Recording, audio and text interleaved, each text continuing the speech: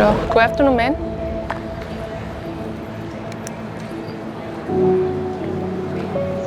Okay, thank you, man. Enjoy your flight. Thank you.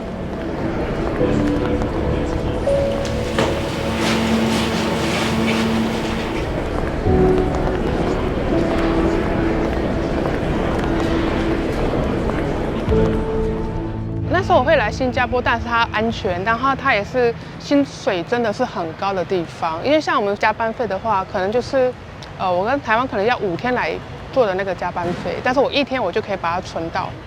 新加坡会有辅警，是因为地理上的人口限制导致警力不足，由政府授权私人公司执行安全维护的辅助警察制度。最早向马来西亚开放招募，2016年开始来台招聘。而 Shannon 来新加坡前算是个流浪打工族，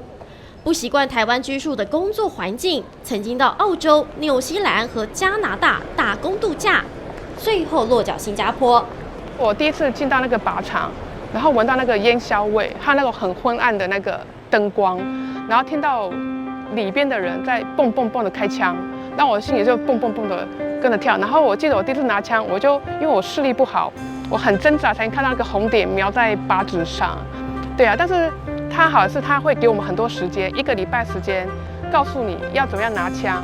为了应付机场内的紧急状况，上线前得先通过枪支训练，这全是打工接触不到的专业技能。找工作已经不只是衡量报酬，对他们来说还要把握自我升级的机会。最重要的能力对我来讲就是语言能力，因为我必须要有语言能力，我才可以走出台湾，去更多的国家去看世界。但是如果我们台湾的人有一个语言能力以外，他当然他还有自己的特殊的技能的话，对他本身的发展肯定是有加分的。Shannon 走遍各地后，5年前决定挑战自我能力的天花板，加入辅警学一技之长。以40岁年龄在台湾薪资的中位数约4.8万，而他目前台籍辅警的月薪近8.5万台币，还有其他奖金项目。不但薪水有诱因，这自我挑战过程对他来说更是无价的收获。现在的新的 generation 的年纪也比较 young，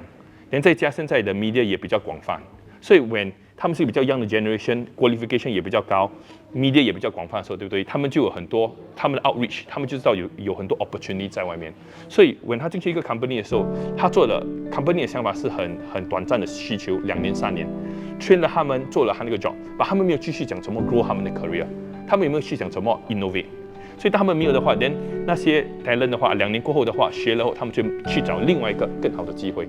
新时代的交替，潜在现象是受雇者的定着度变低，因为他们开始思考新的工作伦理。对年轻人来说，工作的意义不再只是赚钱，逐渐变成自我实现的挑战，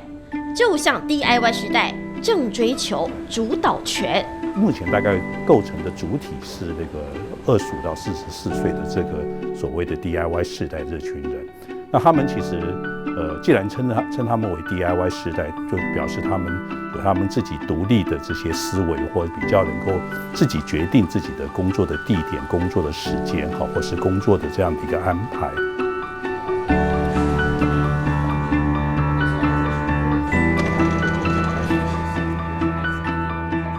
思维正在瓦解，工作获得的意义感和自由度慢慢取代，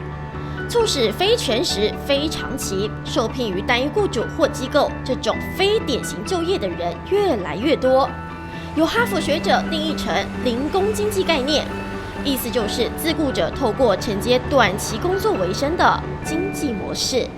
会有这种趋向，就是以前他做可能一份固定5天、6天工作，当他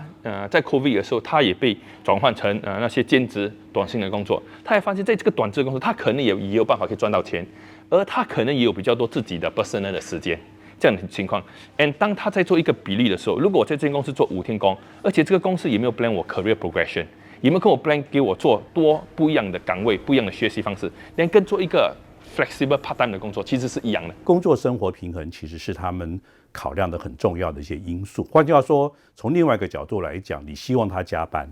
他未必会愿意配合。所以这个也就是对很多企业来讲，我明明需要比较员工比较投入比较长的时间，比如说像很多服务性的工作啊。那问题是说，这时候年轻世代员工他就会考虑说，但我不喜欢加班，我希望我能够享有这个在下班之余的跟朋友相处的这些时间。社会的价值改变正在显现，这种趋势更是全球性的。台湾经济平台统计2023年数据，应征打工人数成长50%。而美国的职业平台分析，2023年从事自由业的人，从先前5900万人突破到6400万人。中国零工经济行业报告还有个惊人数字，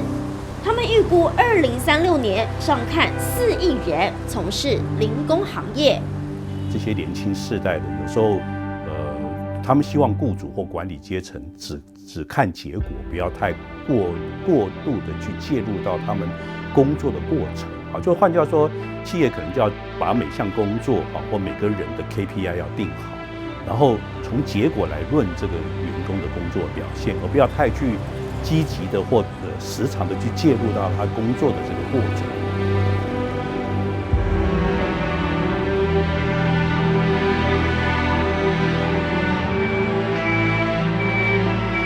又能自主调控节奏的工作观，和台湾医学标准化的传统模式已经渐行渐远。当缺工下新思维的大潮流窜起，企业也得试着突破框架。